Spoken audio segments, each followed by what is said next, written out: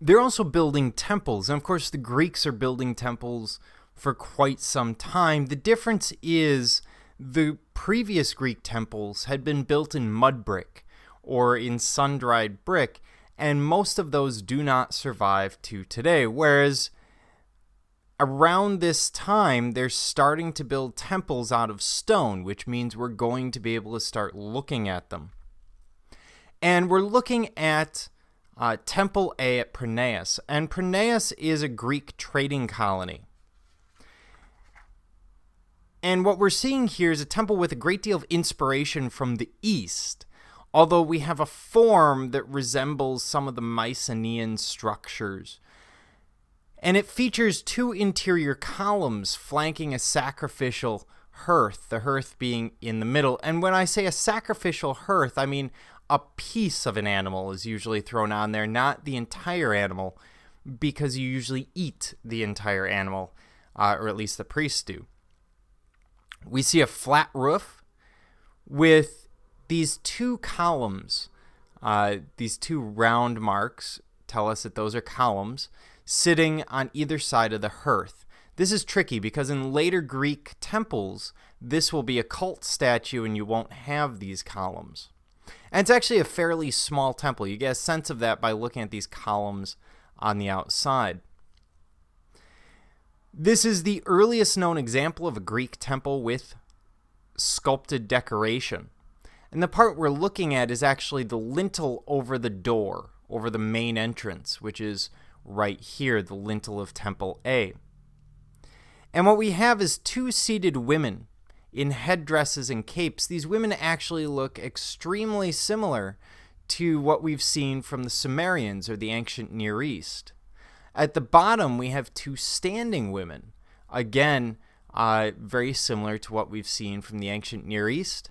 And then we see a series of 6 felines, probably lions. All of these are coming through trade. These are not original Greek ideas, but you have to keep in mind the Greeks are the new kid on the block at this point. They have no artistic style. That sort of died off during the Dark Ages. So they're trying to recreate a new style for themselves. And how do you do that? You borrow from everyone around you, and then you let it evolve over time. We also see the Lady of Auxerre. And this is a transitional figure. Carved in stone, she's carved in the round, and about 25 inches tall. And she's a Kore, K-O-R-E. And this generally means that this is going to be a sculpture used as a funerary piece. So it would be put at a tomb, and you would potentially make sacrifices to it, representing either the person buried there or a god or goddess standing over them. And this is known as a Daedalic style piece. Daedalic is D-A-E-D-A-L-I-C. And it refers to Daedalus. Remember Icarus and Daedalus, where they escape an island by making wings, but Icarus goes too close to the sun and falls into the sea because his wings melt? That's Daedalus. And to the Greeks, Daedalus is responsible for a lot of Egyptian architecture. They also will ascribe his name to an awful lot of Greek architecture and art.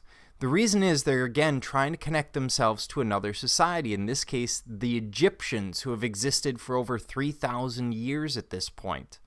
They're a very old society. So they're attributing all their early sculpture and architecture to Daedalus, even though we never see a signature. And when we look at our sculpture here, on the left you see it painted. All of these would have been painted. On the right you see it as it is today. She's very frontal, very rigid. There's no sense of movement. Very long dress. And the belt probably would have been covered in bronze. That's very similar to an idea that we see from the Greeks on a regular basis, especially later. We see this very triangular face that reminds us of the Cycladic peoples and the sculptures of women and musicians that they create. We see the hair is abstracted. It looks like marshmallows on a string, which hair generally doesn't look like marshmallows on a string, but it is very difficult to sculpt, so they tend to stylize it until they get good with it later on. And we see oversized hands and feet. The oversized hands and feet are to allow for the artist to create a sense of detail in those forms. And all of these would have been brightly painted, oftentimes as lifelike as possible. So we see these very bright colors, and you're saying there's no way they would be using really bright colors like that. But we do have evidence that that's exactly what the Greeks are doing. Oftentimes, in the case of female figures, they even put makeup on them, and they would put them out there.